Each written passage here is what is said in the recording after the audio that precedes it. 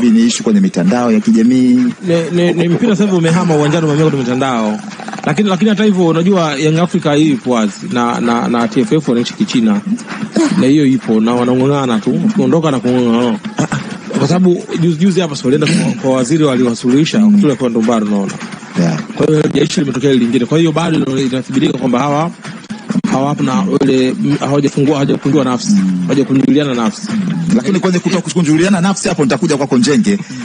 Uniambie hii ina tafsiri kipi juu ya mchezo wenyewe wa soka na maendeleo yenyewe, kwa sababu mwisho wa siku wakati fulani anasema kwamba ni mapinduzi, lakini nadhani kuna mawili hapo.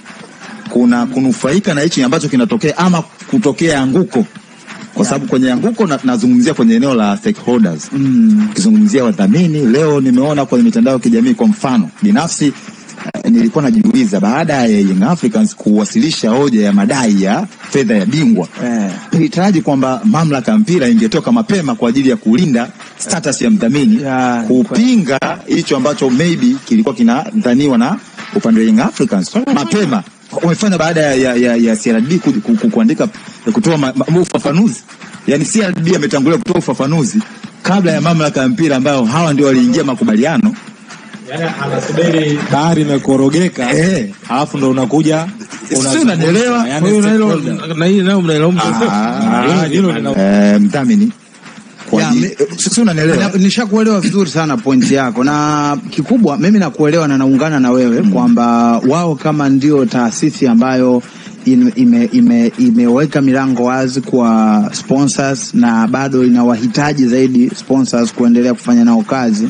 Maana yake kuna namna ni vizuri kumhakikishia sponsor wako kwamba yuko sehemu salama, yuko mikono salama, yuko sehemu ambayo anaaminika, yuko sehemu ambayo image yake haitochafuka au kuchafuliwa kwa namna yoyote. Kwa hiyo pale ambapo ilionekana kuna changamoto ya madai kwa Young Africans, maana yake ni kweli, ni sahihi. Mtu wa kwanza ambaye alitakiwa kufafanua kuhusiana na ukweli wa kwamba labda mdhamini hadaiwi kitu chochote, ameshatekeleza wajibu wake. Manake shirikisho lilipaswa kuwa la kwanza kufanya hivyo. Lakini ukitazama kwa umakini sana utagundua hii changamoto kwa mara nyingi sana shirikisho limekuwa shirikisho na hata bodi ya ligi sometimes wamekuwa wakikwepa baadhi ya wajibu kufanya, especially kwa wale sponsors wake kwenye mashindano mbalimbali. Kwa mfano kuna hilo ambalo CRDB ilibidi ajitetee kwanza yeye mwenyewe, alafu ndo baadaye shirikisho likaibuka kupigilia msumari baada ya CRDB yeye mwenyewe kujitetea. Lakini utakumbuka hata wakati ambapo huu mchezo ambao umesababisha mpaka tufike huko kote tulikofika, wakati mchezo ulipoahirishwa, matarajio makubwa sana, wengi tulikuwa tukisubiri sana kuona taarifa kamili ya kuwaomba radhi wadau wote wa mpira wa miguu ambao wameathirika kutokana na mchezo husika kutofanyika. Lakini hilo halikufanywa, haikutoka taarifa ambayo inaonyesha dhahiri kwamba kuna kitu hakikuwa sawa. Kwa hiyo kuwafanya watu wasipoteze imani. Kilichotokea ni changamoto ambazo zinajitokeza. Kulikuwa kuna uzito pia kwenye kuamua kutoka hadharani na kujishusha kwa staili hiyo. Kwa hiyo hiyo ni changamoto ambayo inaonekana ni endelevu, ni changamoto ambayo ipo na imeendelea kubaki hivyo. Lakini wasiwasi wangu mkubwa kwenye hii scenario ya madeni ambayo kwa sasa ndio imekuwa trending kwenye mitandao ya kijamii. Kwanza kudaiana ni mambo ambayo yamekuwa yakijitokeza, sio kwa hizi taasisi mbili zinazovutana sasa hivi. Ni vitu ambavyo vimekuwa vikijitokeza kwenye kuna mazingira ya utadaiwa leo au hayo ni maisha ya kawaida. Sasa mimi wasiwasi wangu mkubwa ni kwamba hili sakata la dabi limetufikisha point ambayo tunaweza kusema ni point of no return, kwa sababu imefika wakati mambo ya chumbani yanawekwa hadharani, mambo ya ndani ambayo mlikuwa mkiyafanya ndani yanatolewa nje. Imefika wakati dokumenti muhimu ambazo taasisi moja na nyingine ilikuwa ikifanya mawasiliano document ambazo unajua hizi ni za siri ambazo ni za ndani. Sasa hivi kuzipata lishakuwa ni jambo la kawaida. Mtu kwa sababu anataka Yanga kwa sababu anataka kuhalalisha madai yake, anaachia tu document zinapatikana kirahisi. Bodi ya ligi na shirikisho na wao wapo kwenye kupambania upande wao, hawaoni shida kuachia tu document za ndani. Unaweza kumpenyezea tafarani kiambo bwana uambie hivi. Sasa wasiwasi wangu mkubwa kabla Farani wasiwasi wangu mkubwa ili jambo scenario ilipofikia, mimi naliweka kama wanandoa wawili wakiwa wanasuguana. Yani imetokea wanandoa wawili wanagombana, inakuwa kuna shida imetokea baina yao. Halafu wakati shida imetokea, kila mmoja anatoka nje kwenda kuanika madhaifu ya mwenzake, mapungufu, kwa sababu nyinyi mmefanya. Kwa mfano Yanga na shirikisho na bodi ya ligi wameshafanya kazi kwa muda mrefu sana kuanikiana mapungufu. Sasa hivi ndio the same scenario na wanandoa ambao wamekaa ndani kwa muda mrefu sana. Halafu imetokea changamoto, kila mmoja anaanika siri za mwenzake. Swali la kujiuliza, mkimaliza tofauti zenu, mkapata mwafaka wa kuendelea na maisha mbele, mtarudi kuaminiana tena kama mlivyokuwa mnaaminiana mwanzoni? Ndio hapo sasa Njenge walipofikia, lazima kuna mmoja aumie, mmoja atapoteza. Sio, umeelewa vizuri?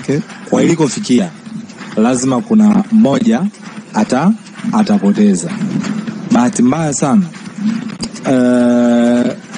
katika kitu ambacho kimekuja miaka hivi karibuni katika mpira wa miguu duniani, zamani mpira ulikuwa unaonekana ni watu wa kipato cha kawaida wanaweza kaongoza mpira. Sasa hivi wamekuja watu wafanya biashara, watu wana michongo yao. Yaani ukienda pale Simba pale, watu wana michongo yao na mabiashara yao. Yaani Simba ukienda Yanga pale, watu wana michongo yao na mabiashara yao, wengine wana siasa, sijui umeelewa. Kwa hiyo muscles hizo za yeye kusimamia anachokiamini anazo, kwa sababu mpira sio kitu pekee anachokitegemea. Sio, umeelewa vizuri? Kwa maana sasa hivi watu wana uwezo wa kuagi na kubato macho kwa macho pale ambapo inatakiwa kufanyika hivyo. Sasa hata ukizungumzia issue ya madeni, mimi nikauliza swali, katika hiki kinachoendelea tusimtazame yule ni kama Yanga, anayedai pale ni nani? Ni Yanga. Nikasema kama taasisi kubwa kama Young Africans leo hii inaonesha inadai kiasi ambacho wao wanasema milioni 226 wanaidai shirikisho, hiyo ni Yanga Afrika, moja kati ya timu kubwa Tanzania, mabingwa wa kihistoria, ina muscles za kiuchumi, inadai mpaka kuandikiana barua, katika zile barua ambazo zinaonekana zimevuja, zinazoonekana kama ni barua rasmi ambazo zimevuja wakikumbushia deni lao mpaka April 14, 2025 kwamba mzigo ule vipi? Mzigo vipi? Bana ile salio vipi? Si ulishakata lile salio vipi? Huyo ni nani? Ni Yanga Afrika. Maana yake ni nini kampista? Ni kwamba stakeholders wengine, wadau wengine kwenye kiwanda cha mpira ndo anarudi nyuma na Yanga kumbe naye bado anadai, lakini mzigo tulishatoa mzigo. Yule naye anadai. Ndio maana nikasema, nikaandika, je, ni Yanga peke yake anadai? Kama kunayo klabu nyingine inadai, kama kuna taasisi zingine zinadai, kama sijui kuna marefa sijui wanadai, maana yake ni kwamba kama wapo wanapaswa kufanya mchakato wa kusaidia mchakato uliopo. Na ndio maana niliuliza mapema hapa, hii saga ya hao wakubwa wawili Master Tindo atakuja kwa kufarani. Kuna mawili, aidha inatufungulia njia nzuri ya kuona kesho yetu iliyo bora, ama inawezekana ikawa ndio anguko, kwa sababu kama watu wa biashara, kwa mfano makampuni makubwa ambayo tunafahamu mikataba ni jambo la siri. Sasa kama siri zinaanza kuwekwa hadharani, tafsiri yake aidha inawezekana ikawa ni anguko, kwa sababu sidhani kama kuna kampuni ya kibiashara inaweza kuja kuweka fedha sehemu ambayo watu waheshimu, watu hawaaminiane, watu wanataka kimkataba ambao ni pamoja na kutunza siri za mikataba. Mimi nina maswali mengi. Kwa swali langu la kwanza, hivi rais wa shirikisho la soka Tanzania TFF yupo wapi? Wale skari yupo, kwa sababu swala hili tangia lianze ile mechi na match 8 mpaka leo I don't think kama ametoka mbele kuja kuzungumza hivi. Na yeye ndio rais wa mchezo huu ambao unaonekana kama unajisiwa kwa sasa. Unajua TFF ni taasisi kubwa. Yeye ndio anaongoza ile taasisi. Lakini Of course pamoja kuna vyombo vyake ambavyo wameviteua kwa ajili ya kusimamia kila idara. Ameweka idara tofauti ikiwemo bodi ya ligi kusimamia ligi, lakini bado bodi ya ligi pamoja na TFF kutokana na mchakato inachafuka. Nadhani wadau wengi wa soka wanataka wasikie sauti yenye mamlaka kutoka kwa rais anayeongoza TFF. Bodi ipo kimya sana. Je, anaridhika na haya yanayokwenda ama hana jibu la kutosha kutokana na haya yanayokwenda? Mimi niona wakati huu muda mrefu rais kama yeye ndo mtawala mkuu wa soka, kiongozi mkuu wa soka, angekuja na kutoa statement kutoka TFF. Statement hii sitoke sijui mjumbe gani si nani, rais wa soka, kwa sababu swala lishakuwa kubwa na linazidi kuwa kubwa zaidi. Ukawaji wake kimya ndio taasisi inazidi kuchafuka na kuipaka matope. Nadhani huu ni wakati yeye kutoka na kuzungumza kama kuna ukweli au tofauti hichi ambacho kinaendelea kwa sasa. Ukawaje kimya, watu wanazidi kuwa na mashaka. Kwa nini rais wa TFF yupo kimya? Ni wakati gani yeye atapaza sauti kuhusiana na masuala haya soka yenye ufafanuzi kama wakati huu? Kwa hiyo unahitaji rais wa TFF aitishe press naye azungumze, atoe ufafanuzi mkubwa kuhusiana na hilo. Najua sauti ya rais inakuwa sauti ya mamlaka, of course. Unaelewa? Labda watu watapata pa kusimamia, maana watu wamegawanyika. Kwa hiyo sasa hivi yani mitandaoni huko watu wamegawanyika. Ukitoa maoni haya, huyu ametolewa maneno ya hovyo, huyu akisema hivi, wengine wanampinga, lakini at least hoja ya Mastatindwa kama rais wa shirikisho akitoka hadharani akasema neno arau, tunaweza tukapata sasa direction kwamba tunakwenda hivi. Bwana, kura ya pili hiyo Farani Kiamu, umesikia Mastatindwa amependekeza ili kuondoa hisi sintofahamu ambayo pengine huenda kuna mawili, either ndio maendeleo ama mwanga mzuri juu ya taswira ya mchezo wetu wa mpira wa miguu, ama inawezekana ikawa ni anguko, lakini sisi hatutaki kufikia huko. Master anapendekeza rais wa TFF waibuke. Mimi napendekeza pendekezo langu mimi binafsi, pendekezo langu ni club. Kwangu mimi ni club zote za ligi kuu, championship, first league zote, kwa sababu Young Africans ametoa madai. Inawezekana ikawa ni Yanga. Ndio maana naendelea kampista kwamba si ametoa madai. Ndio maana nikasema kwamba wanapaswa kuissue joint statement. Kama kinachodaiwa ama kinachopiganiwa, kama unajua, kama mwanzo umezungumza, Master amezungumza vizuri, kampista umezungumza vizuri, yoyote anaweza akadai, lakini tunadaiana kwa utaratibu gani? Kwamba bana, hela zenu zimeingia, nitawalipa siku fulani, au hela zimeingia alafu watu wamekaa kimya waseme, na tunajua hela zimeingia, au kuna issue zinazoendelea kwa maana labda masuala ya fedha tunakudai yana changamoto, wanapaswa kuissue statement. Ambapo mimi nikasema tulikubaliana bodi ya ligi, wao wakiambiwa bodi ya ligi nyinyi hampo huru, asema hapana, sisi tupo huru. Umeelewa? Mwanachama wao Yanga si sehemu ya bodi ya ligi, anapambania haki yake. Nilidhani sasa bodi ya ligi wangetoa statement kwa kukumbusha shirikisho kwa bana, TFF Yanga anawadai, tunatarajia mtalifanyia kazi swala lake haraka iwezekanavyo, sababu ni mwanachama. TFF wametoa taarifa. Ndio maana nasema sasa, ama bodi ya ligi wanaweza wakasema tumefuatilia TFF bana, Yanga nyinyi mwadai, TFF bali nyinyi mnadaiwa. Yani Yanga hataki. Kwa nini Yanga anaonekana anapigana peke yake wakati tumesema kuna bodi ya ligi ambayo iko huru? Kwa nini bodi haimsaidii mwanachama wake? Sio, umeelewa vizuri?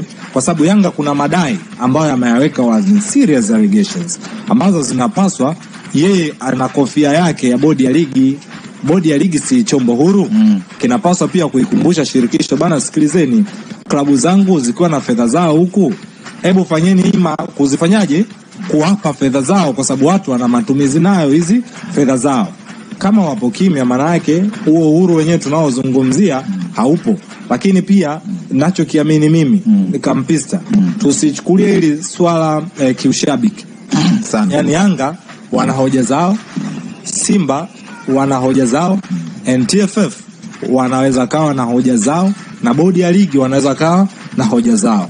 Sasa basi tunahitaji mpaka hivi sasa palipofikia, TFF hawezi kukaa na Yanga wakaelewana, bodi ya ligi hawezi kukaa na Yanga wakaelewana. Maana yake sasa hivi unahitajika kufunguliwa mlango mwingine. Kuna milango miwili tu imebaki. Sasa milango miwili ipi hiyo? Takuja